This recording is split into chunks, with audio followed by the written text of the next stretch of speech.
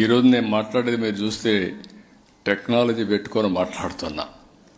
రాబోయే రోజుల్లో పేపర్లు పెట్టుకొని నేను పరిపాలన చేయను, కానీ సెల్ ఫోన్ ద్వారా పరిపాలన చేసే రోజులు. నేను ఎక్కడుంటే అదే ఆఫీసు, అక్కడి నుంచి ఏం జరుగుతుందో రాష్ట్రంలో అనునిత్యం నా దగ్గర ఉంటుంది. ఏ ఊర్లో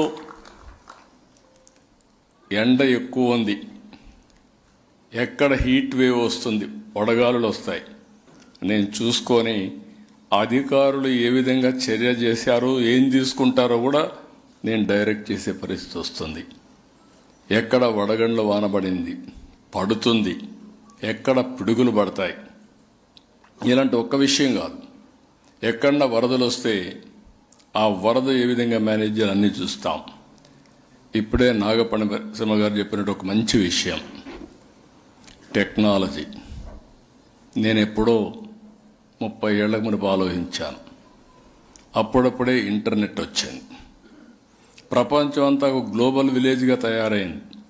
అంత మునుపు అమెరికాలో ఏం జరుగుతుందో మనం తెలుసుకోవాలంటే ఒక నెల ఒక వారం పట్టేది. ఎవరో ఒక లెటర్ రాస్తే మన వాళ్ళు చెప్తేనే మనకు తెలిసేది. అంటే ఫోన్లో మాట్లాడితే అది కూడా ఫోన్లు సరిగా కూడా పోయేటివి కాదు.